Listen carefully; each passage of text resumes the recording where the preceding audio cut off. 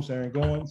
I started this meetup because when I was in the military, no one in my circles talked about real estate. A lot of times we talk about other things of wealth besides real estate. So I want to start a meetup where people can learn about real estate and start building generational wealth in them and their family. So I'm really, really excited to have Dr. Jamil on here. I'm just so excited for him to talk about what he talks about. I think that's so important in our society. Dr. Jamil, welcome to All In on Real Estate. Thank you so much, Aaron. I so appreciate you, and thank you for everyone for joining us. Yeah, man. So it's a pleasure. Let's get right into it, man. Do you have anything you want to talk about, or you want to just have a Q&A? So I got mostly Q&A. I would definitely request, if possible, if you're here and you can turn your camera on, that'd be really wonderful. I love interacting with people. I love seeing your faces. And so if possible, please do. If for whatever reason that will be dangerous for you because you're driving or something, don't do that. And other than that, I appreciate you being here. And as it relates to tonight, you know, when Aaron and I were talking about this, let me get close to my mic. I have a habit of keep leaning back. When Aaron and I were talking about this, rather than put together some type of prearranged talk, I thought it would be so much more valuable. Thank you so much, Lawrence, for joining on camera. Great to see you, man. I thought it'd be so much more valuable for people to just share, you know, where are you at right now? What's maybe a challenge that you're having, something you're struggling with, maybe a question that you have, maybe there's something that you just like a perspective on. And we could actually make it so real-time valuable to you. So rather than me kind of pretend to maybe know what you're going through, I can actually have a conversation with you about what you're going through, and we can make this really applicable and valuable to you in real time. And so, Aaron, I'll throw it back to you. And if you want to start us off with anything in particular. Yeah, I definitely do.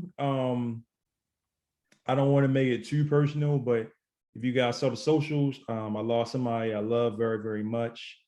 And, you know, getting back to the swing of things. And just want to ask this one question first off, start off. You know, how do you reset, you know, just mentally after something happens, you know, like, you know, what are some of the techniques that you might, that, you know, just can just tell us to do to just get reset mentally? Absolutely. So first of all, my condolences. I'm sorry to hear that happen. And whether it's the loss of a person, whether it's the loss of a job, it could be the loss of an identity. You know, we were talking about basketball earlier, right? Somebody can be doing something most of their life or a big chunk of it. They identify so strongly with it, and then they get injured, they retire, something happens, or they move. And now it's like, well, I used to be that guy and now, or that girl, and now I'm not. And all of a sudden it feels like a death inside, right? So there's all these different kinds of transitions that we can all relate to in some way or another. I think the first step, at least in my own life experience that I've used, is have enough self-compassion and self-love for yourself to be willing to slow down, to not think that you always have to be full steam ahead. There's a time for that, but think about it from a medical perspective, if I can put that hat on for a moment. You've got two sides of your nervous system. Your sympathetic, which is like that fight, flight, or freeze. You're going to get into a fight, you're going to run away from the lion, something like that. Then you've got the parasympathetic, which is that rest, digest, relaxation. That's how you heal. In that same way, when you're a healthy, functioning human being, you're fairly balanced and probably slightly in the parasympathetic, and then you go into the sympathetic when you need to. Another way to say it is you're not on all the time. You're not supposed to be. If you're on all the time, you burn out. And so especially in moments of transition, in moments of loss, in moments of hardship, slowing down, giving yourself, you might need to grieve, you know, giving yourself time to grieve. I think when we hold that back and we just keep trying to ignore it and go full steam ahead, that suppression down the line leads, I've seen this over and over again, it leads to a physical manifestation of a disease, or it leads to so many other mental, emotional kind of challenges that we might experience. And so first of all, give yourself permission to grieve, whether that's journaling, crying, like all that, give yourself that permission, however you need to do that. Outside of that, take that time for some introspection, for some reflection, to get clarity around, given what just occurred, do I still want to spend my life the way I am? You know, sometimes we have a wake-up call because something happens to somebody else. You know, you've heard my story, Aaron, and I know Tate has as well, and Lawrence has, and some of you have. But one aspect of it is, as I was taking care of my father after his brain aneurysm, during those 3 years, two of my cousins passed away, and one was 20 and one was 21.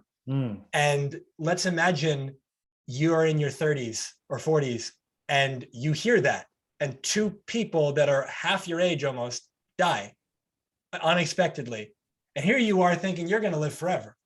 And then you sit there, and maybe that is a catalyst for you to go, I'm not happy. Or you know what? I don't like what I'm doing. Or maybe I like what I'm doing, but I don't like how I'm being. I'm not showing up authentically. Some variation of that. So using the loss as an opportunity to pause, to slow down, to introspect, to reflect. Who am I right now? Am I happy with how life is going?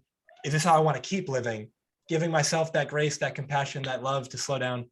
And then once you feel like you're ready to get back in the game, you get back in, but give yourself that pause. That would be how I would answer that for now. I love it. Love it. I think Can that's, can I add something to that? please. Please. I suffered a big loss in 2011, and I remember like just really embracing the grief process, like totally giving myself to crying, pounding pillows, all the conversations with God about, why me kind of thing. Like I just went through all of it, and just like I want to just get every last bit of it out and like conscious and processed. And like I really healed after that. I bounced back hard. Yeah. So for me, that's really what worked. I hope that's helpful. Yeah, man. If I want to just add to what Tate just shared, when he said he processed it fully. I did the same thing when my dad passed away, because I had seen, Aaron brought up, a passing of somebody, but again, it applies to any death, whether literal or metaphorical. Excuse me. During the 3 years, I was taking care of him. That was my whole life. And then when he passed away, I saw the parents of my 2 cousins as they processed the passing of their son, which I don't have kids yet. And so I can't speak to, and I've heard that's probably the hardest thing that you can go through. And at the same time, it's been 10 years and I love those families dearly. And I can see that they have not fully processed what happened, even though it's been 10 years, because rather than actually feel it and experience it and heal it, it was, this is too painful, so I'm going to numb it and suppress it and distract myself from it. And I think that is a choice that we're all free to make, but long-term, it usually doesn't lead to what you want. And fast forward a couple of years, usually it's going to rear its head again, and you're going to have to process it later. And so at some point, I think it's giving yourself that compassion and say, you know what, I'm human. And as I'm in this, physical expression of life, don't act like a robot. Don't try to be some hardened, not showing emotion person. Again, that's your choice if you want to, but I've seen that go bad, more often than I've seen it work out. Yeah, I think that to piggyback off of that, I tell people like you need to like let stuff out, because you don't want to be like hold everything in and then it comes out at the wrong moment. And I've seen that, and I think that a lot of times it's happened it can go a really dark path like that, and some people have a lot of regrets because of it. So I mean, yeah, you're absolutely right. I mean, everybody gonna grieve and or have that anger or whatever, but you really have to let it out in some kind of way. If not, you're gonna let a lot of stuff hold up into you, and it can be a very bad outcome later on. And also, yes, for sure. And just to make it valuable for everyone, more so, connecting with whatever it is that you've got as a belief system, whether it's if you're religious and you have a God that you believe in, or even if someone's an atheist and it's just, that's just how life is. Either way, connecting to something that gives you comfort, and then giving yourself some type of outlet. Tate mentioned the pillows, but after that period of time, maybe it's a hobby, maybe it's something you do in nature, maybe it's working out, but something that gives you space. Maybe it's art.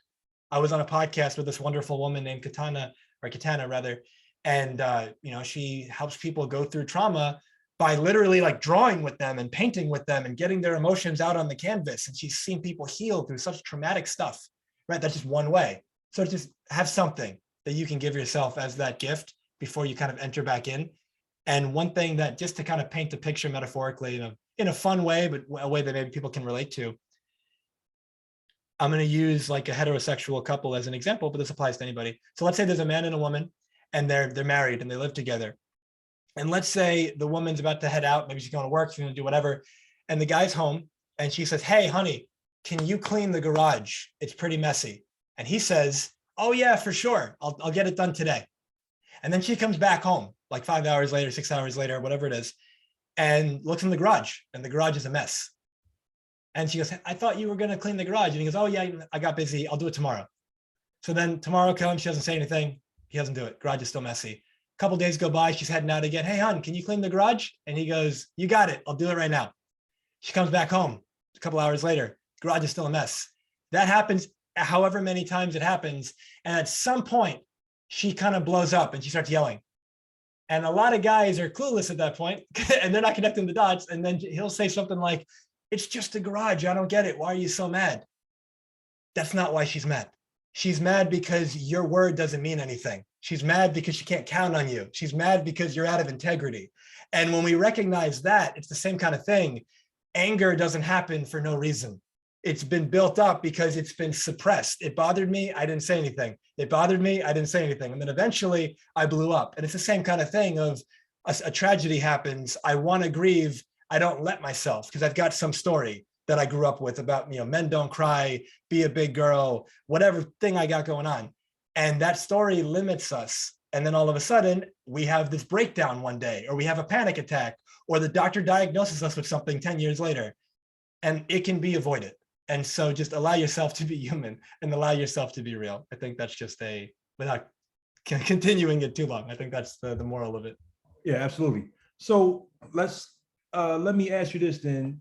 Okay, move into that subject, but move into real estate. As a partner, as somebody you work with, somebody, let's say that you have a couple deals under your belt, or that person is going to do that, what you're just talking about. How, as a partner in a deal, what kind of support should they do? Because number one, yeah, you're a partner, you care, but you still have a deal going on. Is there anything that, they can do to alleviate or just help the process along, but still do the work? Yeah. And so in that kind of situation, there's two sides to it. There's the real estate side of it, which is obviously there's a deal in the works and we want to get this done. And then there's also the emotional side of it that you're not dealing with a robot, you're dealing with another human being. And so I think first and foremost, connecting with them on an emotional level, like just in that one conversation, putting the deal aside, how are they? Hold space for them. What are they needing right now? How can you best support them? Maybe there's somebody you actually know in person, or maybe there's only somebody you know virtually. Is there any way you can best support them right now? How is their emotional state right now? Are they actually able to move forward with whatever their job responsibilities are as it relates to the deal? Sometimes they are. Some people do pretty well in those kind of circumstances. But if that person's somebody who they're really losing it and they're not going to be able to do it, then at that point, you have that pivot where obviously either you take on more of the work or you can maybe bring somebody else in who's going to help. But it's not an easy situation with an easy answer by all means, or by any means. But at the end of the day, treat them like a human being first, not just like the deal. And I think connect to them and really just sometimes them having space to speak and you just listening and letting them get it all out. They feel so much better by the end of that conversation that they're able to do whatever it is that you want them to do. But if we expect them to say, "Hey, I get you're going through something, but now's not the time. So you got to push that down and we got to get this done." There are some people that can do it like that, but I'd say most can't. And so just treat them first and foremost like human beings. Makes sense a lot. Yeah. And one more thing, just to last point on that. Some people hear that, maybe some of you, maybe not, but it's recorded. So some people hear that and they might think, all right, but I'm not there to be the therapist. Like I got a deal to get done. Also keep in mind, that's the fastest way to get the deal done. By you trying to ignore what they're going through and push through it, they're going to resist you even more. But by you being willing to hold that space for them, there's a Marcus Aurelius quote. He's one of the emperors of Rome back in the day.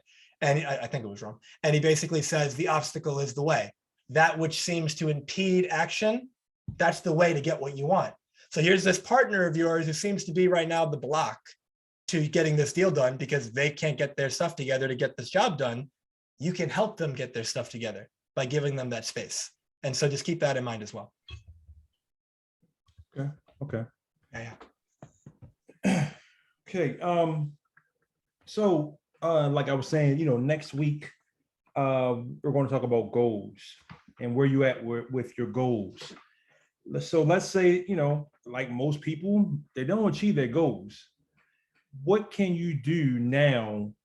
I know we go from one spectrum to another spectrum, but what can you do now as a person to work on your goals, to say, you know what, man, I'm not been focused this year for whatever reason. How can I reset myself to work on my goals so that I don't look back at 2022 and say, man, I wasted a year. I didn't go to my goals. Yeah. So I think the first thing, and it relates back to what we started about, because keep in mind, even though we were talking about, let's say, relationship, and now we're talking about business, I tell people, I've told take this many times, like business and life are relationship games. And so from that perspective, the answer is almost the same. And it's coming from this idea that first and foremost, let go of that judgment that you're having about yourself, that you're behind. Because I think that goals are beautiful when they inspire you and they motivate you to like build up and like get bigger. But the moment you use that goal as an excuse to beat yourself up, I think it's worthless and you should get rid of it. Because at that point, it's becoming more of a nuisance and it's becoming detrimental. I think that, the calendar is arbitrary. We have our 12-month calendar, but all that matters is right now, where are you? What do you want?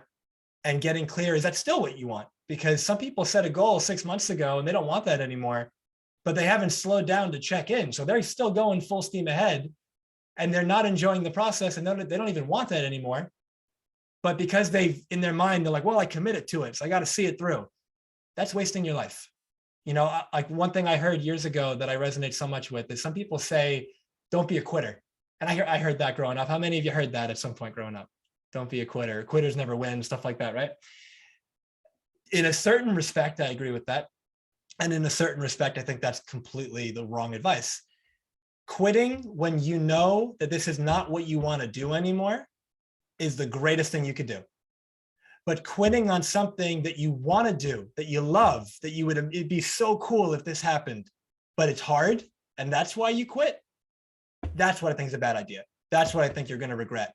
And so when you realize, first and foremost, quitting's not bad or good, quitting's just quitting.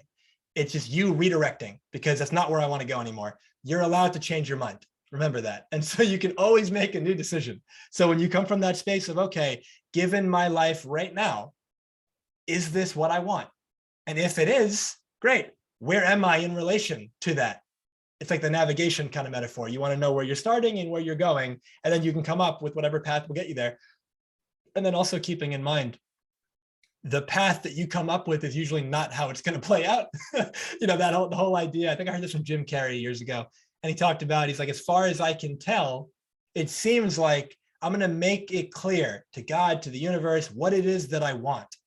And I'm going to work my butt off and I'm going to go after it, but I'm going to let go of how it comes to pass.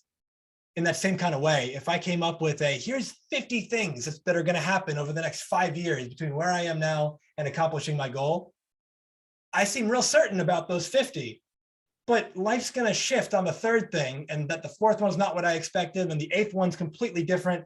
But the point is, do you actually get where you want it to go? It's not as important how you get there. It's important that you get there. So focus on, what do I want? Get clarity around that. What can I do right now?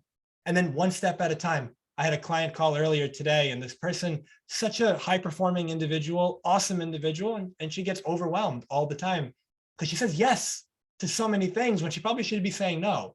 And it's like, when you're overwhelmed, you're not following the real simple secret. You only ever have one thing to do, and it's the thing right in front of you. That's the only thing you can ever do, because you can't do more than one thing at a time, because multitasking outside of just like walking and having a phone call, you can't do brain surgery and speak Italian at the same time if you're learning it. It doesn't work that way. You can't multi-focus. And so pick one thing and go all in on it. And then it gets done. And then you go to the next thing and the next thing and the next thing. And before you know it, your goals, your dreams are becoming realized, and celebrate along the way. Don't wait to celebrate until you get there, because you want that positive reinforcement, that momentum. Every step of the way that you see progress, celebrate that. Acknowledge yourself for that you're doing good work, that you're doing a good job. If you just make succeeding the end, then the whole way it's like, I'm not there yet, I'm not there yet, I'm not there yet. And that's not a fun space to be in. And so I'm going to pause there because I'm not sure if I went off the question you were asking. No, I think so. I mean, I think you make a good point. You got to enjoy the process. If you don't, then you're not going to get nowhere. You're going to be miserable if you even accomplish it. So, I mean, I think that's a great point. You got to enjoy the process of what it is. Too many people try to go after money, but if you're not trying to enjoy it, you're eventually, like you said, you're probably going to quit, or you're just not going to have a good time. And, you'll be a miserable person to be around eventually. Yeah. So, yeah. And notice, just like with the real estate example with the partner, where I said, supporting that person, giving them the space, letting them vent, stuff like that is actually one of the quickest ways to the deal. In that same kind of way, you getting clarity around your goals and you checking in with yourself, that's going to be the fastest way to get there when you're enjoying yourself. Because when you're enjoying it, you want to be good at it. When you want to be good at it, you're putting more into it. You get better at what you do. And because you're enjoying it, people like being around you. And then so you have networking happening, you have all this stuff happening, opportunities are showing up, and it's all because you showed up. But if you're only showing up with an end result in mind, I'll be happy when, that kind of thing, and that when seems real far away, you're going to be miserable to be around now. And so it's going to be harder to get your goals because people aren't going to want to stick around you. Right. Absolutely. You guys want to ask some questions, please do. So you guys have any questions? Either it could be comments, it could be something that stood out to you so far that you feel like could apply to your life, and that could be helpful for everybody. Or it could be a question, like Aaron said as well. For me, it's always this little space in the middle of my head. So I'm a put my head down kind of guy and just go forward as fast. And then all of a sudden I lift my head up and I realize, holy crap, now like I got to get these 4 things done because I've moved so fast, and I get overwhelmed and the self-doubt starts coming in, and it's somewhat debilitating. It takes a couple of days to get because I've spent so long with my head down going this direction that when I lift up and realize, oh man, it's almost like panic attack sets in. Yes. And something along those same lines, Trevor, thank you for sharing that. This idea of, there's that Stephen Covey quote from the 7 Habits of Highly Effective People, where he says something to the extent of, one of the worst things that could happen in business is to get to the top of the ladder of success and realize you're against the wrong wall. Yeah. And the same kind of idea, using your metaphor, you go head under the water, you're swimming, and then you finally come up for air and you've been going in the wrong direction. Yeah. Because you didn't stop and slow down to check in. Is this still where I want to go? Now, let's say it is. In Trevor's example, maybe you are going in the direction that you want to go. But if you stayed under too long and you were just going, and then you come up and then there's that panic attack, overwhelm kind of feeling, what would happen? I often tell people sometimes you have to slow down to speed up. What would happen if you came up for air a couple more times? What would happen if you checked in with yourself? What would happen if you just slowed down? What am I needing right now? Some form of self-care, some form of laughter, some form of something to give to me so that panic attack doesn't happen, right? And so just something to be with and consider. Yeah, thank you. Yeah, thank you for sharing. Anybody else got a question? Okay. She said. Persephone asked, "Are you related to Tony Sayegh?" I've heard the name before. I don't know that person, but I might be. I'll click the link after. Something that I'll double check though. Appreciate the question. Something that I made a post about this earlier today, and I think this could be really serving while people are just considering maybe what they want to ask. The topic is the idea that we're all in sales to some degree, and especially everyone here. You're trying to get someone bought into a deal, you're trying to raise capital, you're trying to do whatever you're trying to do. It could be a relationship thing, but the idea is that you are your greatest advertisement. And so often, we're looking into strategy and we're trying to think, what do I need to do? The doing comes second. The doing is important because it's action, and action actually creates momentum for you. But what's more important is, who am I being? And so when I'm in your presence and you're talking about your deal, When I'm in your presence and you're trying to get into a relationship or you're already in one and you want it to go well. When I'm in your presence and you're at a networking event, what energy are you giving off? Is there an inspiring, enthusiastic, like electrifying energy because you just love what you do and you're so happy to be there and you're curious about people and you're just connecting with them? And when they ask you, what do you have going on? What are you doing? You just light up from a genuine space of, wow, like this is what's happening. I'm working on this. We got this amazing thing going on over here. And we've all these investors. We got this, we got that, however you're going to word it. They hear that and they're like, wow, I want to hear more about that. I want to be around this person. This person's got some good energy. But most of us, we come from that space of keeping it low. We think we're trying to be like dignified or professional. You're being boring. And when people are around you, they want to be around that energy. I just came back from Arizona. I met all these people that I didn't know. And I got like 8 people saying to me at different times after the fact, wow, like the moment you started talking about what you did, I just couldn't take my eyes off you. I was just glued in there. And it's like, I wasn't trying to do that. I was just being me. And we all have that in us. And so what would happen if you slowed down, you checked in? And one way to do it is connect to, first and foremost, why you do what you do. Why does it matter to you that you're involved in the projects that you're involved in? What are you going to do with the money? Like, why is it important? Not just for you, but for your family and for other people. And then you connect to, what difference am I making in other people's lives? I remember seeing this beautiful post that Tate posted and some of his partners, Carl and Chelsea, of those apartment complexes that you went to visit, and you got to see a lot of the people that live there. And you see the impact that cleaning up the place, making it look so nice, has on all these smiling kids' faces and all this wonderful stuff, and you make a safe spot for them. When you connect to something like that and you see, wow, the work we're doing matters, it's meaningful, then it's so much easier to talk about it because you want to do it more. You want to get everybody involved in this stuff. And that passion makes it where you're probably going to be way more successful than you would have been otherwise. So no matter what you do, you are the greatest ad. So how are you advertising yourself? Be aware of that, check in with that on a consistent basis, and be intentional. You're about to go somewhere, you're about to pitch something, you're about to be at a networking event, and then check in. How's my energy right now? How's my focus right now? Am I showing up to take something from people, or am I showing up to give something to people? And when you show up to give and you're giving that energy, you're giving that like inspiration, people feed off that. It's like a spiritual oxygen, you know, and that lights that fire. So you got that fire in you that's ablaze because you love what you do, you're passionate about it, you're connected to why you do it, you see the meaning in it, the difference that you make. And then you're around someone who probably is not vibrating at that level, if you want to call it that. But when you're around them, or when they're around you rather, their flame will intensify so much just by being in your presence. And either they're going to want to work with you, they're going to tell people about you, they're going to introduce people to you. It just takes off from there. Love it. Love it. Anything else? Tate or Lawrence? Yeah, or Nkrumah. I got something. I got a question. Okay.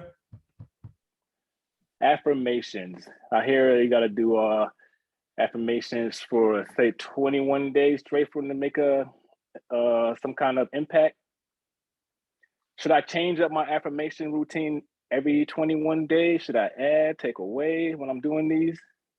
So the idea, and this is my perspective, but the idea of 21 days, pretty sure that's been, kind of disproven. And the idea is that the old belief used to be it takes 21 days to create a habit. The research now is it's closer to like 66 days. Now, keep in mind, it's not like you don't have it and then you do. It's a spectrum.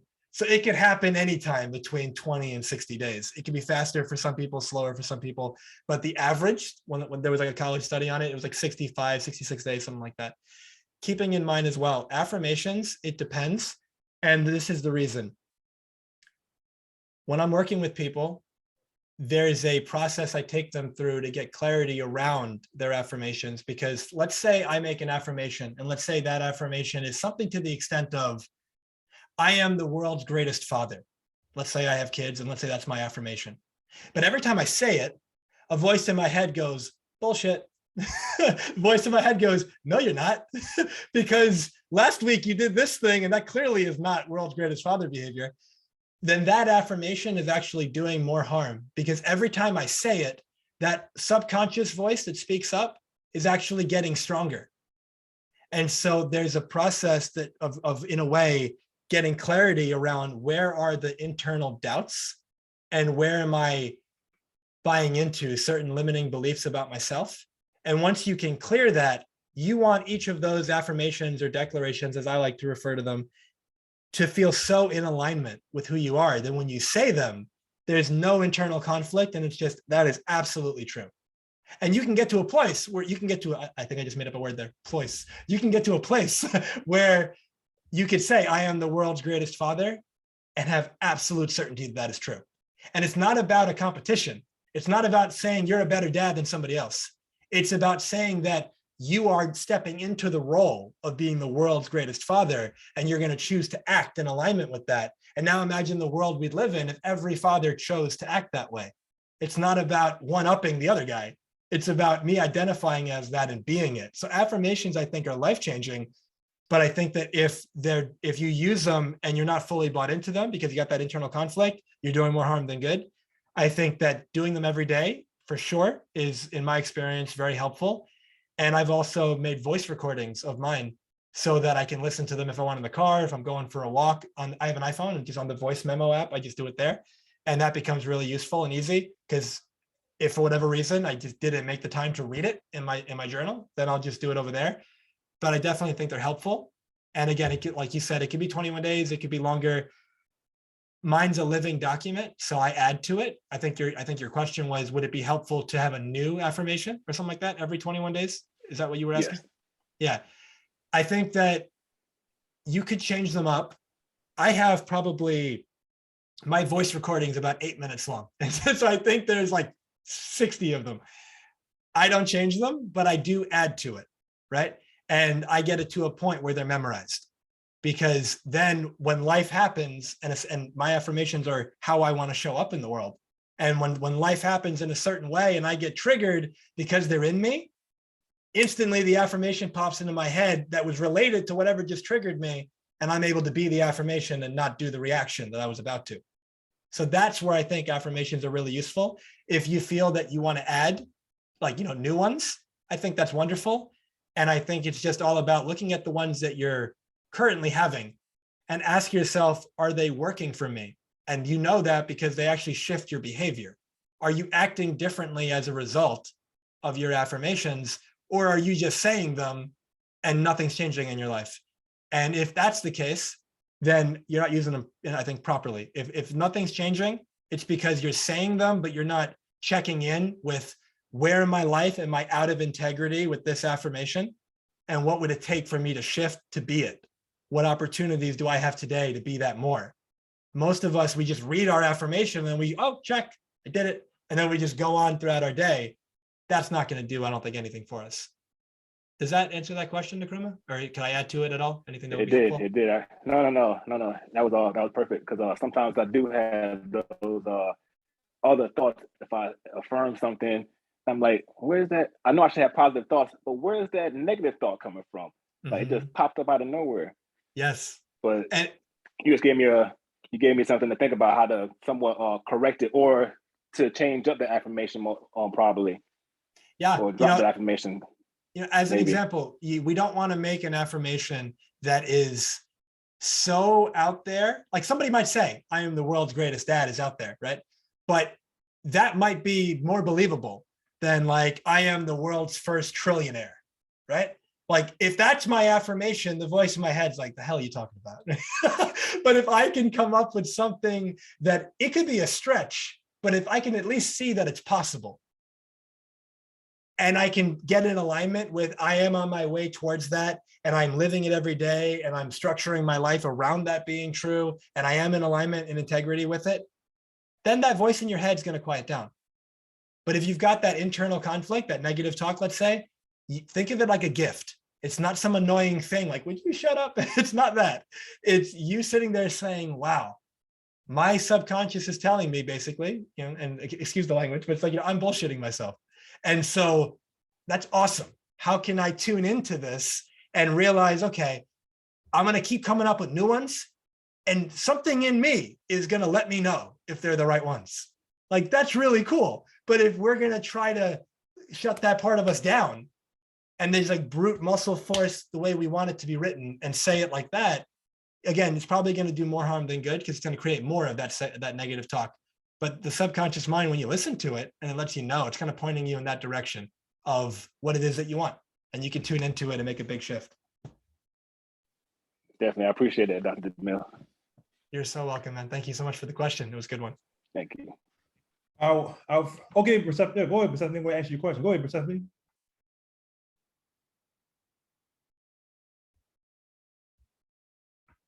I think she typed something. I'm gonna okay, so she said, is it okay to want to be alone? I know I will need a business partners or people to help me get to where I want to get, but is it okay not to want friends? Is that normal?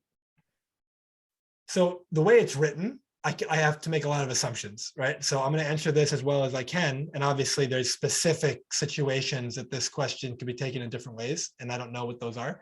In general, is it okay to want to be alone? If that means, is it okay that sometimes I just want to be by myself? Absolutely. Is it okay that I hate human beings and I never want to be around anybody? It's probably something deeper going on, right? And so from that space, is it okay to want to be alone? Yes. I know I will need business partners. Again, you guys know real estate more than I do as it relates to you're in the trenches of it, but I don't like that word need. I'd imagine there are things you can do in I have friends that are in the real estate space that don't have partners and they're doing pretty well. And so it's like, you don't need partners, but you might want them.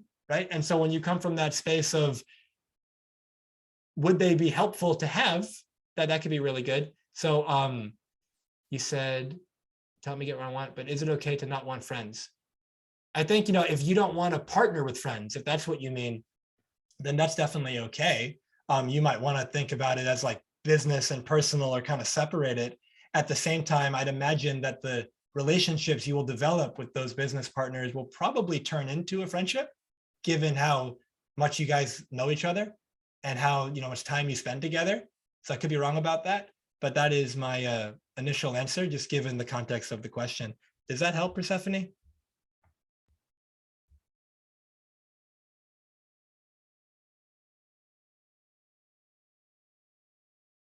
Yeah, I see that. So you said I've been burned by personal relationships. All I focus on now is business or work. Yeah, as long as that's working for you, but also keep this in mind. And I say this with all the respect in the world for you. When we allow the past to dictate our future, we're going to create more of what we don't want, more of what was. And so if I've been burned in the past and I use that as justification to not open up now, I'm never going to have those kind of quality relationships that I really would love, because I'd imagine, and I could be wrong about this, but I'd imagine the reason why you opened up to personal relationships at some point, because like all of us, you're human and we're social creatures, and you wanted to be around people and you opened your heart up, you opened your trust up, and then it just happened to be that you got let down, you got burned by some people. But there's a lot of good people out there too. And there's a lot more good people than the people that are going to screw you over. And when we're going to be closed off, it's one thing to have a boundary. That's just protection. I've been burned before, so I'm cautious and I'm going to be smart about it. And I'm not going to rush into anything. I'm going to do my due diligence. That's different than I've been burned and I'm just shutting people off and I'm not willing to have those connections anymore. It's ultimately always your choice. There's no should here. You do what you're going to do. But just keep in mind, where am I allowing the past tragedy and trauma and hardship to make me perceive that that's going to happen again? So I'm just not going to let it happen, because then I'm just going to cut myself off from a lot of relationships that could be really wonderful for me. Awesome. You're so welcome. I'm glad that resonated. I often tell people that your future is going to be pretty much the same as your present, unless you do something dramatically different now. And in that same way, your future is going to be the same as the past, unless you do something dramatically different now. The present moment is your source and your seed of transformation. And so when you come from that space and you say, okay, I got burned in the past, and sit there and be with it. Well, what does that mean? How'd that happen? And then again, I say this with respect too, because this could be triggering for some people. What part did I play in that happening? Because just like any relationship, it takes two to tango. how did I partner with that person? How did I get taken advantage of? How did I, like, what signs did I miss? What did I do? What did I not do? And when you can get clear on that, you can learn from it. And if you learn anything from it, that makes you wiser now. You know, for example, there's a relationship perspective in more intimate relationships. The idea is that when a relationship doesn't work out, and it's been months, let's say years, and it doesn't work out, it ends kind of badly. Usually you could have seen at the beginning of the relationship that same thing that caused it to end. But in a way, you kind of chose to ignore it. You chose to be selective about it. Oh, you know, it's probably nothing, or, oh, you know, it'll change. And then that ends up being the thing that sabotages it later. But you saw it on the first date, or at least in the first month or two. In that same kind of way, maybe the person who burned you, there was something that in hindsight, you go, you know what, I always had a feeling, or you know what, that person was this way. Maybe I kind of rushed into it. Maybe I didn't do my homework on it. Maybe I didn't do anything. I was just talking with an old client of mine right before this, and she just got burned in a serious way. And it really seems like she didn't do anything to cause that to happen. That happens too sometimes, but that's still not a justification to say, using the relationship example, I had a bad relationship once, so I'm just never going to get into a relationship again. Because there's a lot of good people out there that you'd be really happy with. And by not giving yourself that permission, which again, you're free to do, but it decreases that quality of life that you could have. And I think from a business perspective, it's the same way. There's potentially business partners out there, if you end up choosing to want those, that could really serve you in your real estate journey. And they can help you accomplish your goals, and you guys can all get further together than you might alone. But if you don't let that happen because you don't want to get close to anybody, then you probably limit how successful you could be. And that applies to everybody.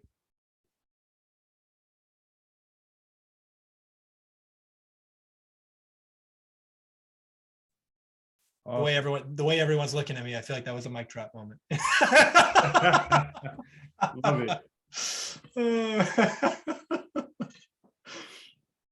Hey, Tiffany, really good to see you. I didn't get to connect with you yet. How's it going? Going well. Thank you for being with us. Is there anything that I or anyone else here could support you with? Anything that you'd like to bring into the conversation? Well, I've been here like 5 minutes, so trying to get the gist of the conversation. I know it's like mindset focused. Yeah, I don't know. We're all pretty much going back and forth on either different challenges that we might be going through and different perspectives on that, how to approach certain things, you know, things like that. I wanted to make this more interactive than just me talking at you. And so I feel it would be much more valuable this way. Gotcha. Yeah, no pressure. Just wanted to bring you into the conversation. No, I appreciate that. No, I think for me, I'm just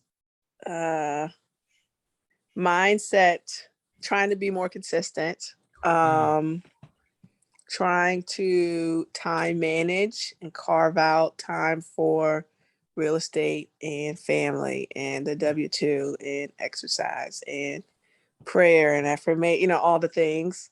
Sounds like you're a superhero. And just trying to break through some mental barriers. So, you know, getting used to being told no and, you know, putting myself out there more to, you know, effectively do more deals, you know, to grow in my real estate business. So it's definitely a fear thing right now, where it's like a fear of the unknown and fear of failure, maybe a fear of success. And, you know, biggest fear is just like getting into a bad deal and owing a crap ton of money. So, if I can speak to a few things you said that I think could serve not only you, but everyone here. I'll start with that last thing you said. So I know a few people that have gotten into bad deals that they did definitely, you know, regret it, but there's another side to it. You do eventually get out of it and you stick with it and you can recover. And so just keep in mind that nothing is so permanent that you're just done. But when it comes to failure, that fear of the unknown, the fear of failure, you didn't use these words, but you did talk about no, like the fear of no. A lot of people have that. And in case anyone here is ever kind of struggling with something like that, I want you to notice the difference between reality and the fiction that we create in our mind. Rejection, which is usually why people are afraid of no, No is just a word. People aren't afraid of no. People are afraid of what they make no mean. And so rejection, which a lot of people are afraid of, isn't real. A tree is real. The cloud is real. Rejection is a concept. Rejection is the story that you make up about what my no means. And when we recognize that, we realize, wow, I'm only rejected if I reject myself. I'm only rejected when I say I am. You know, because otherwise I made an offer, you said no, and that just means no.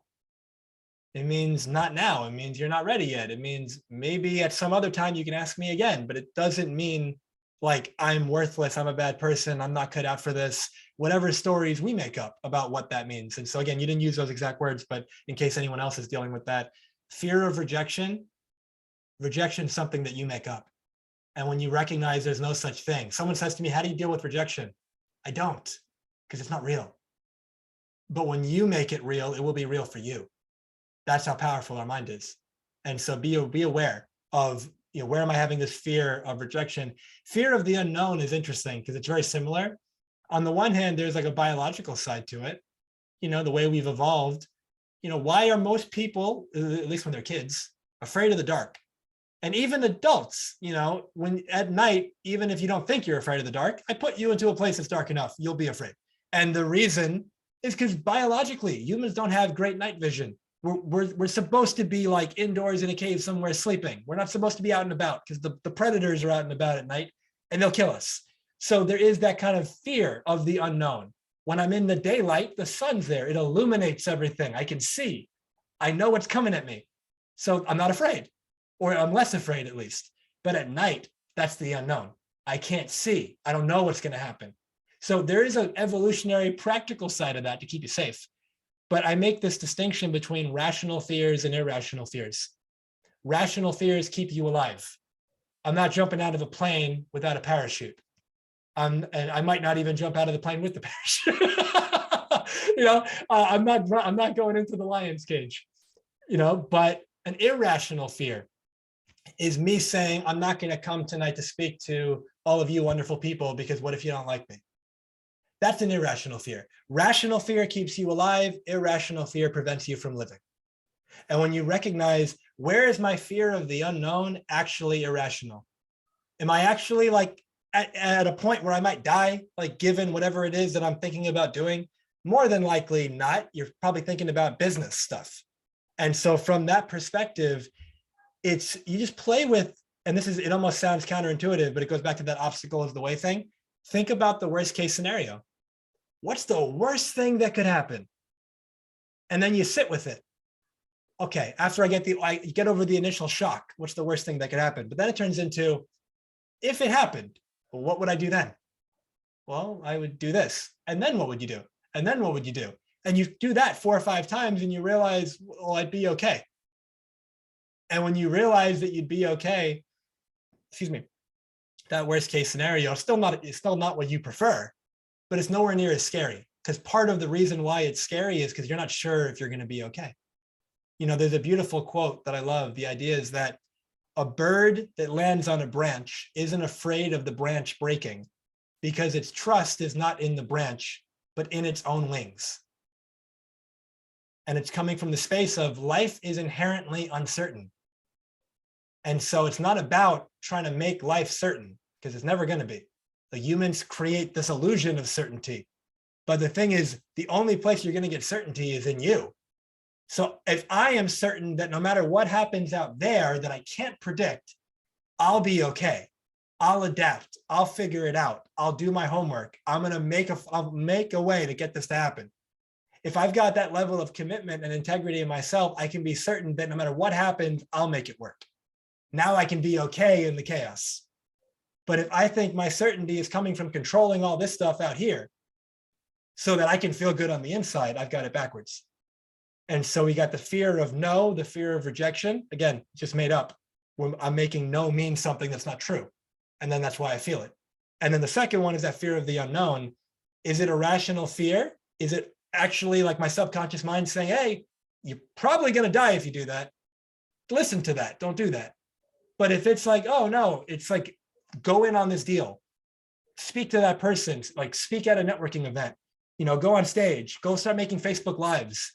And we're afraid of judgment and all the other kind of stuff. And at the end of the day, are you going to regret more 30, 40, 50 years from now having not done it, or having done it and it didn't work for a while and then it did? There's that, I forgot who said it, I think it might have been Mark Twain, but the expression is 20 years from now, you're going to be more disappointed by the things you didn't do than by the things that you did. I'd much rather say in 50 years, after nonstop failed attempts at doing what I love, I really gave that everything I had, and I had fun in the failure along the way, versus I wonder what could have been if I did that thing that I wanted to do, instead of playing small, living from fear. And so I think when we come from that space, it shifts how we relate to it. Anything there helpful, Tiffany, in particular? You're muted, by the way. Oh, there we go. Yeah, no, I know I was muted. I was thinking. I'm just like absorbing it. But yeah, I mean, I definitely get, like at the end you said you wanted to kind of know that you tried and you gave it your all. And I like the analogy of the bird on the branch. Yeah, I think that ties into like self-confidence, right? Self-confidence, self-worth, trusting in yourself and in the work that you put in to be prepared.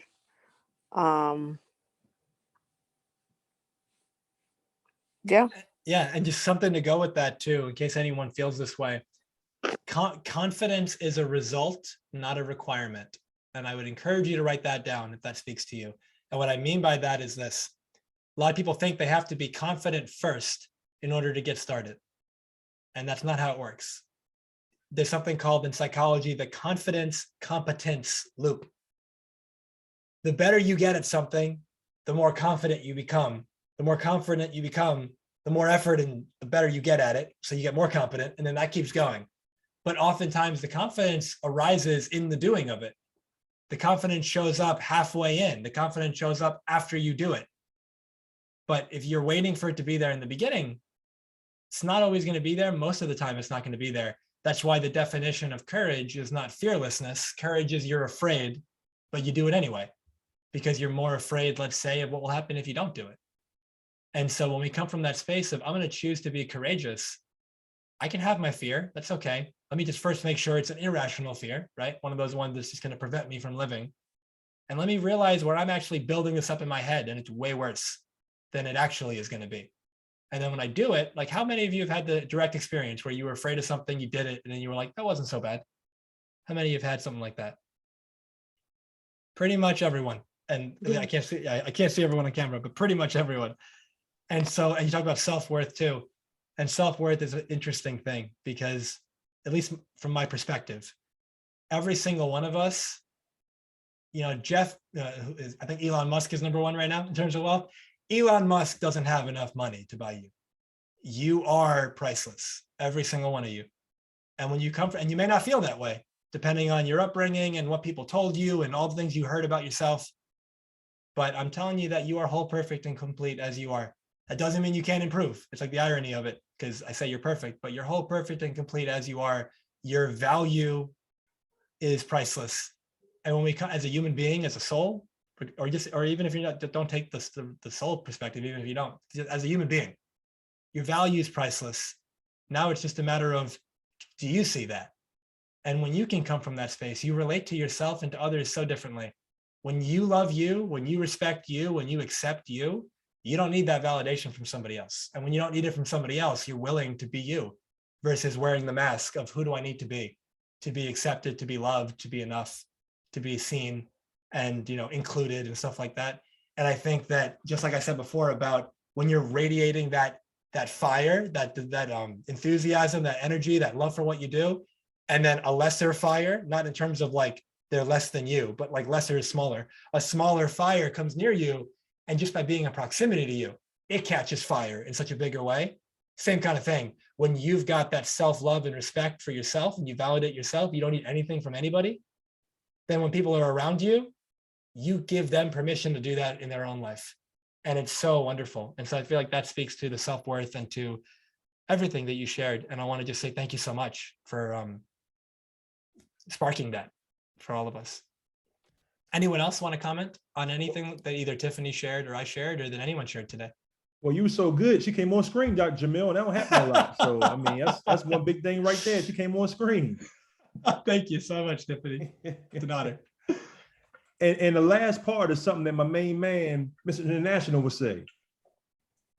You know, I've heard Lauren say some of those quotes that you just said too. Let's give him a little credit. You made him bashful. He went off screen for a second. Yeah, he went off screen for a minute. Hey, Lawrence, you got anything to ask? No, listen, no, I don't have nothing. I have nothing to ask. I've been listening. I'm not gonna. I'm on two different things right here. I have my earbud in for this. I'm listening to y'all talk and Dr. Jamil talk. As usual, you have the place on fire. I got my fire extinguisher here. You know, I've listened when Trevor was talking about that. You know, he's overwhelmed doing a lot of stuff. That was the question I was going to ask, right? Because there's times I'm overwhelmed because I'm always sometimes I'm saying yes, because you put your head down, and it's like, oh my gosh, you know. Sometimes it hurts sometimes, but you know, I don't want to stop. Right? So since I've learned I may need to take time for myself. That's what I've learned. This past weekend, I went down to DC to my grandson's graduation from middle school. And I took time for myself. I didn't put the computer up. I brought it with me. I didn't open nothing up, you know? And I feel a little refreshed. Yeah. That's why I can listen to two different podcasts, 2 different meetups tonight. Awesome, man. Thank you so much. I texted you earlier. Let's have a conversation. Yeah, you know, I soon. saw that. Definitely next week. We can get together next week. I'm gonna give you a call. Perfect. Tomorrow. We get some dinner next week, man. Looking forward to it, man. Thank you. All right. Haven't heard from Brandon or Lucy. Don't need to if you don't want to, but if either of you want to unmute and either share something that's resonated, or maybe you have a comment to add, or maybe you have a perspective that you'd love, or a question.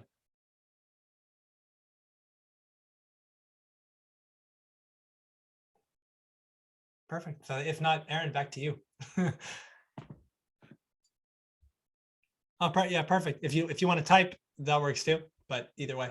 Yeah, absolutely, Brandon. If you want to type, you know, definitely type something up, and you know, we can ask the good doctor on the recording or off the recording. So it's up to you.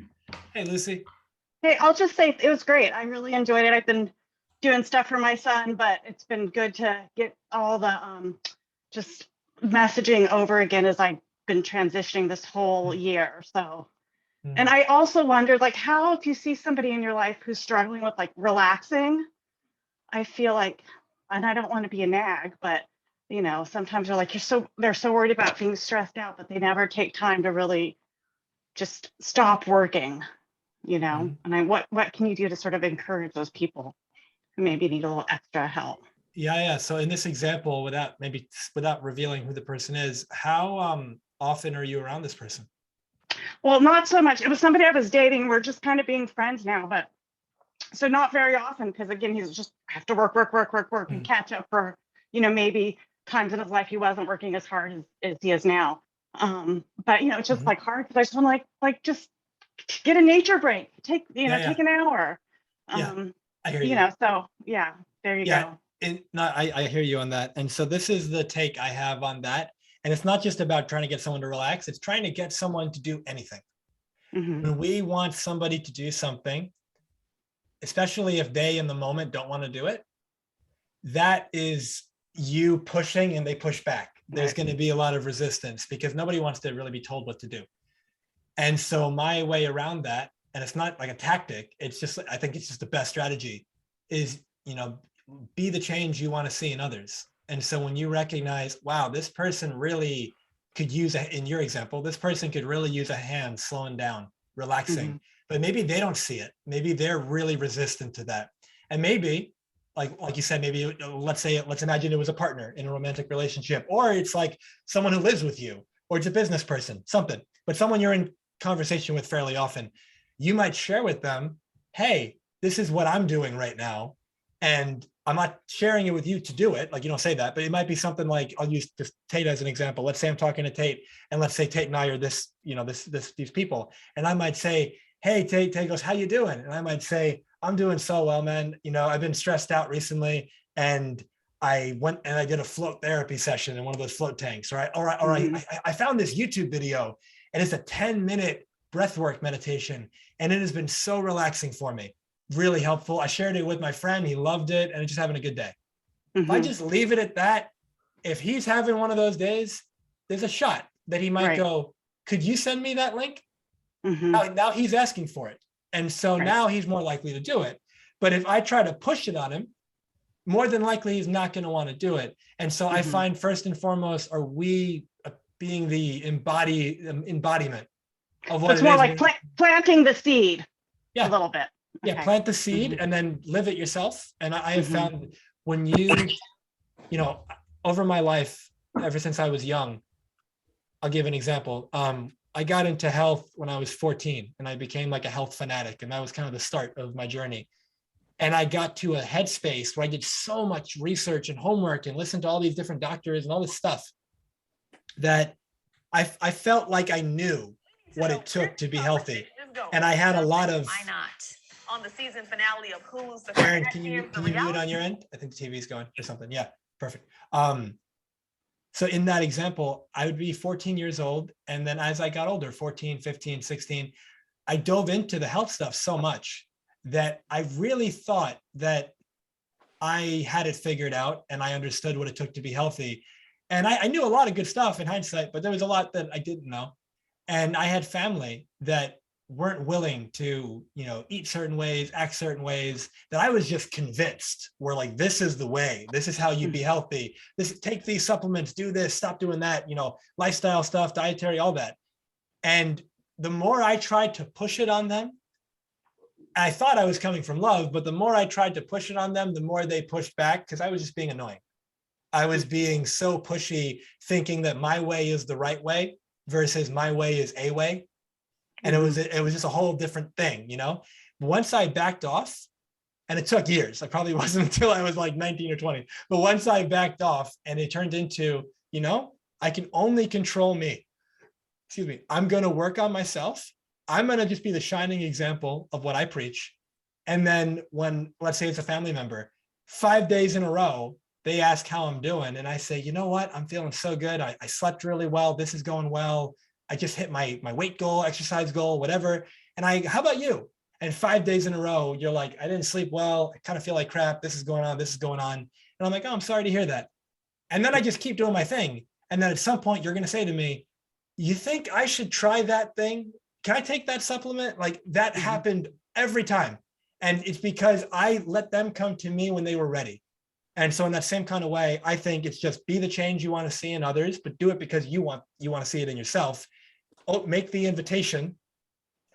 And then at that point, all you can do is continue to do that. And when they're ready, you know, they'll come forward. And I think that also remembering that the whole thing about my way is a way, not the way. I might think meditation is the greatest thing in the world, and I'm trying to push it on you, but you can't stand meditation for whatever the reason. But for you, maybe it's like dancing, or it's music, or it's being in nature, and that'll do it for you. For somebody else, it's video games. For somebody else, it's taking a nap. And like, that might not be the way I see it. So they might be doing their version of it already. Doesn't sound like this person is, but in general. And so that would be kind of be the change you want to see. Right. Well, Is thank that you. helpful? That makes sense. Yep. Thank you. You got it. Okay. Anybody else before we stop the recording and go to the after party? Me, another thing. You mentioned it very end just now, Dr. Jamil. Meditation. I try to meditate in the morning for about 20 minutes a morning, but sometimes, well, a lot of times my mind just goes all over the place. And sometimes those negative thoughts will come into my head and I'm like, what's going on? I shouldn't be having these. What's the best way to, I won't say best way, but what's some good ways to meditate or to begin that process and have those, I guess, thoughts or clear your mind? Yep, I've got two things that come up that I think will serve you and everyone else. The first one is actually, so this idea that a lot of people have of meditation is I'm going to, at least the way most people think about it, I'm going to sit down, I'm going to close my eyes, and my mind's just going to go blank. And I'm going to have no thoughts, and then I'm just going to meditate. Now, when you get, adept at meditation, that can happen, and that usually happens. And at the same time, when you resist the thinking that's coming up in your mind, you perpetuate it and it happens more. And so similar to those affirmations, notice how it's all related. It's kind of the same answer. When you are in your, and I'm going to give you an actual practice as well that'll help, but when you're in a meditation and thinking comes in and you go, I don't like that thought. The thought's not the problem. It's the attachment to it that it shouldn't be there. And the moment you start fighting it, hey, go away. Hey, I don't want to think this right now. Hey, this is not the time. It gets it louder. It amps it up. It gives it more energy. And there's that perspective that whatever you resist persists. It's going to stick around when you give it more energy. Whatever you give attention to, it's like watering a plant. It grows. Whatever you take your attention away from dies. That applies to people, and that applies to plants, and that applies to thoughts. And so when you're in meditation and a thought comes, let it be there and don't think anything of it. Just let it be there and keep focusing on your breathing. The thought will pass. And when the thought passes, you'll go back to that space of no thought, and it'll last however long it lasts. And then a thought will come in again. And every time you let the thought come and you don't fight it, no matter what it is, good, bad, pleasurable, painful, you just let that thought be there and just keep going back to your breath. Keep going back to the inhale and the exhale and just focusing on that. And you're thinking at that time, in, out. And you just keep focusing on that and the thought will pass. I've seen that over and over and over again. And I've just found a lot of people in their meditation, their focus is on how do I stop thinking? But how do I stop thinking is a thought. You can't stop thinking. Thoughts happen. You're not the one thinking them. Thoughts just come.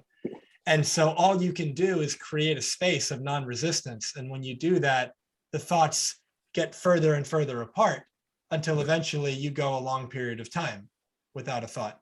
So that's the first thing I wanted to share. The second thing is an actual technique that everyone can utilize. And this is being recorded, so you have the instructions here. It's called progressive muscle relaxation. It's a really cool and simple and powerful tool. Essentially, I'll demonstrate it, but it takes probably about a few minutes to do. I'm going to give a short version. But you're basically sitting in your chair, and first you imagine from the feet, bottom of your foot, you just imagine, if these are my feet, you imagine tightening your feet. And you tight as you can do it for 10 seconds. And you're holding your breath. You take a deep breath, hold it tight, as long as you can go, and then let go. And when you let go, you go, and you exhale. Then you take a nice deep breath in, and then you go up, and you tighten your feet and your calves. Tight as you can do it, and then holding your breath, and then maybe 5-10 seconds go by, and then, and every time you exhale, you just loosen all the muscles. Then the third time, it's your feet, your calves, your quads, and then your glutes too. And then you do that. And then, same exact thing. Then you go up, all that, and then your abdomen. All that, abdomen, chest. All that, abdomen, chest, arms. And then the last one is all that, and then your face. And you're really tightening it. When you get to that point at the end, and you got a full body muscle contraction for 5 or 10 seconds while you're holding your breath. And then when you go, you are going to feel empty. You are going to feel no thoughts. If you do, and especially if you really, the more you give it, the more you'll get out of it. So if your muscles really tighten, you're holding your breath, and then you really let go every exhale, like a nice long one. The whole process probably will take you 5 or 10 minutes to do, but do that, then meditate. And I promise you your meditation will be deeper. Thank you. I'm definitely going to try tomorrow. You got it, man. Yeah. And again, it's called progressive muscle relaxation. And I'm sure you can find a YouTube video of it in case you need to like see it demonstrated, but it is exactly what I just said. Start from the bottom, kind of one muscle group at a time, and every time you go up, include the previous one. I appreciate that, Dr. Jamil. You got it, man. You got it. And please feel free to either message me or let me know how it goes. I'd love to hear. Will do. Thank you. Yeah. Tiffany, I noticed that you unmuted at one point. Were you going to make a comment? Yeah, I was just, I think one thing that he said was like the negative thoughts. And so I feel like I can feel myself going negative a lot, not necessarily in meditation, but I can feel myself going negative a lot. And so what I've been doing is I guess I'm trying to recognize that it's happening and then start doing gratitude. But I was just curious what techniques you have to kind of, I guess, accept the thought, like you're saying, recognize it, and then counter it, change it, eventually get rid of the thoughts. Like, what's your input on it? Yeah. And so without making it specific on what the thought is, like that would be the most way I could help you. But let's say if we're going to keep it general first and foremost, recognize it for what it actually is, which is it's just a thought. It's not true. It's just a thought. And when you can recognize it first and foremost, no matter what it is, that it's just a thought. Thoughts don't have any power until you give them power. Thoughts don't have any truth until you give them truth. You could walk down the street and some really messed up thought by your own definition pops into your head. Doesn't mean anything about you because you weren't the one thinking it. Thoughts happen. You're being thought. and when we recognize that, like, I want you to hear this and everyone hear this. If I say right now, and you probably heard a version of this, don't think of a green elephant. Honestly, how many people a green elephant popped into your head? And the reason is because the brain thinks in pictures. So if I say, don't think of a green elephant, the only way you can understand what I'm saying is your brain's got to go, green elephant, what is that? Oh, got it. Okay, don't think about that. Right? So it's going to happen. Now, if I said, don't think of it, and then it just popped in your head, why'd you think of it? Because it wasn't you. Thinking just happens. You get to determine which thoughts you're going to give your energy and your attention to. You get to decide which thoughts you're going to believe. And so if you thought, give me an example of something that you really believe that you're good at or you're proud of, something that you feel good about in your life. It could be anything. It could be, I'm this kind of partner, this kind of mom. I have a dog and I take care of that dog like so well. I'm a mom. Say it again. I'm a good mom. Perfect. You know that, right? You know that's true. Mm-hmm. Yeah. So let's say a thought pops into your mind. I'm a bad mom. You're like, oh, no, I'm not. Like, where'd that come from? Yeah, maybe I could do this better. Maybe I could do that better, but I'm a great mom. Like, I care about my kids for these reasons. I do all these things for them. And like that thought's not true. It's just a thought that popped into your head. But it's the same thing if there's a thought of like, I'm not good enough. It's the same thing of this is never going to work. It's just a thought.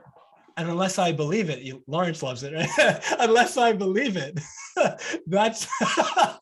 unless I believe it, it has no power. And so again, without making it specific as to what the thought is, it's still the same thing applies.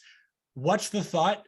And then what's behind it? So if a thought comes up and it's like, this isn't going to work, I might pause and I say, interesting. What's that thought about? Well, it's not going to work. Yeah, but why am I thinking that? And it's like, oh, well, maybe there's some fear. What's the fear about? And this is you talking to yourself. What could I be afraid of? It's almost like what, hold on, I want to make sure I have the name right. Yeah, it's what, I think it's like what Persephone said earlier. It's almost like I've been burned before, so I'm afraid it's going to happen again. So I'm going to try to protect myself now. In that same kind of way, hey, I have this deal, I'm working on it. Thought pops up. Oh, it's never going to work. And it's like, I'm trying to make this happen. Where's this thought coming from? Why am I thinking this? I don't want to think this. If you resist it, kind of like in meditation, it's just going to stick around.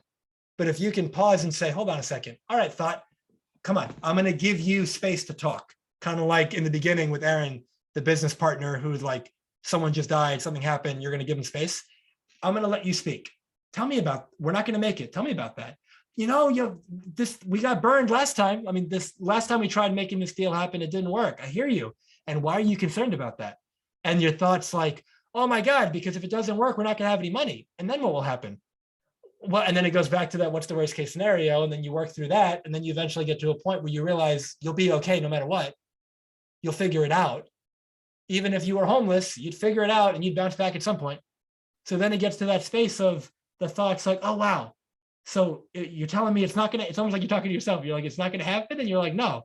And then that thought goes, okay, cool. And then it quiets down because you gave it space to talk. Treat all those negative thoughts if you want to interact with them. It's almost like it's like a son or a daughter that's really young and they're having all these irrational fears and they're really nervous about whatever it is. But you as an adult with a different perspective know that there's nothing to be afraid of. But you don't just tell the kid, go back to your room, there's something to be afraid of. That's not going to work. The kid's going to come back and be more afraid than ever. But when you can guide them over, I love the metaphor of the child and the shadow. So how old are you, is your child or kids, Tiffany? He's almost 2. 2, perfect. So let's imagine a little bit older. Let's imagine he's like 5 and you're sleeping and he runs into your room and he goes, mommy, there's a monster in my room. And part of you is like, shit, this is like the 6th time this week. You're like, I want to sleep. And he, come on. But you know that like, he's not going to let you go to sleep until you figure out what's going on. So he grabs your hand and he guides you all the way to the bedroom. And you're like, all right. But you open the door and you see this giant shadow thing on the wall. And you're like, Jesus, you're like, what is that? And for a split second, you're like, oh shit, there's a monster. But then the logical brain kicks in and you go, all right, hold on. I know that's not a monster. What is that? And the kid's like grabbing your leg, like trembling. And you turn around and you see the culprit. There's a teddy bear in front of a nightlight. And the nightlight's casting this shadow on the teddy bear on the wall.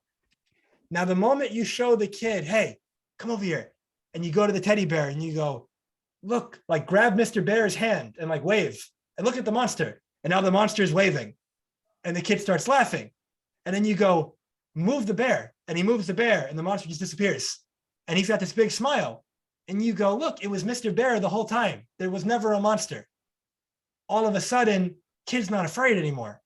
And the kid can go to sleep.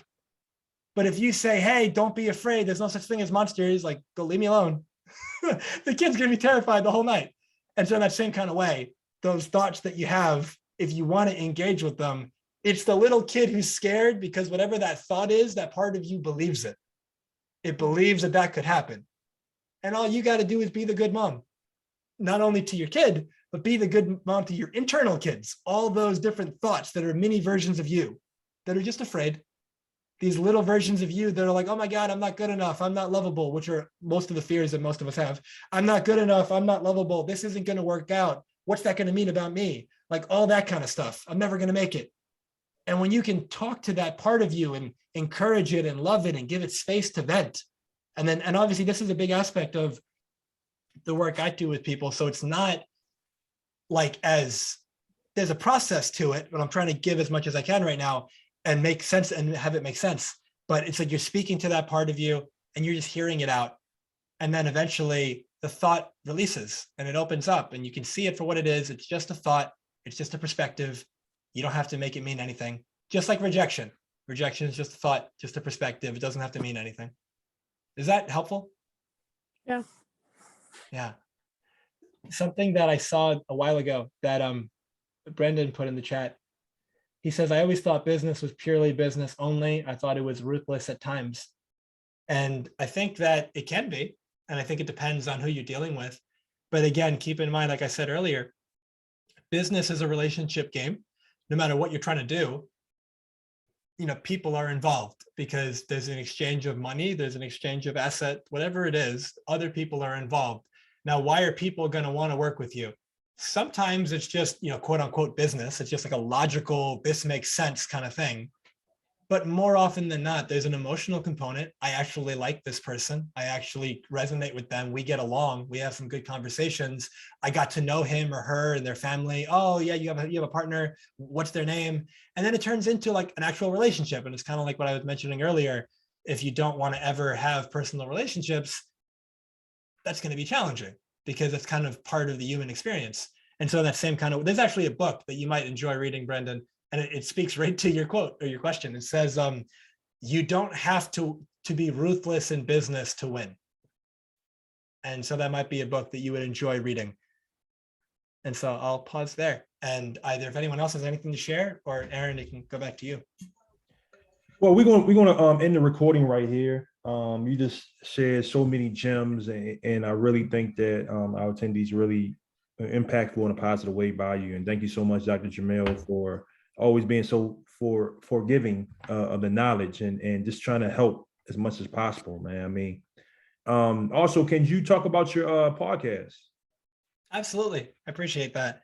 I have a podcast called Transformation Starts Today, and it launched in February, but the official launch was in April. And just official meaning when I told people about it. And so it's a wonderful project that I've been really enjoying. And first 8 episodes are out. Every Tuesday, a new one comes out. And I've been getting such positive feedback on it. The theme of the podcast is that I found in my work that most people's favorite day to change their life is tomorrow. And that's why they stay stuck, because they live in this procrastination. They live in this, I don't like where I'm at now. I'm not happy with where I'm at now, and I'll do something about it tomorrow. But then you say the same thing tomorrow, so then tomorrow never happens. And so from that headspace, its transformation starts today, because like I said earlier, today is your seed of transformation. Today is that seed of power where you can actually do something about it. And when I bring people on, it's having them share their stories, the lessons they've learned along the way, and empowering perspectives to help you create an extraordinary life without regret starting today. And that's kind of the big aspect of the podcast. It's a big aspect of the work that I do with people. And it's been a lot of fun. And I would definitely appreciate you checking out the podcast. I think you get a lot of value from it. Some really, really wonderful conversations. And that is the podcast.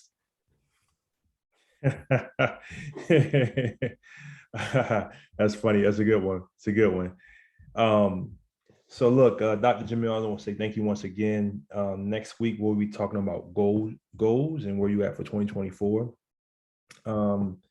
And like Dr. Jamil said, check out his podcast, check out the information he's doing. This episode will be on YouTube tonight, so you guys can watch the replay. But we're going to sign off, just end the recording. Stay on, guys, if you want to. And I'm going to put up, just so it's in there, I put it in the chat. The link to the podcast is in there, as well as all the social medias and any way you'd want to connect. Okay. Thank you so much, sir. And to everybody, God bless you. Take care.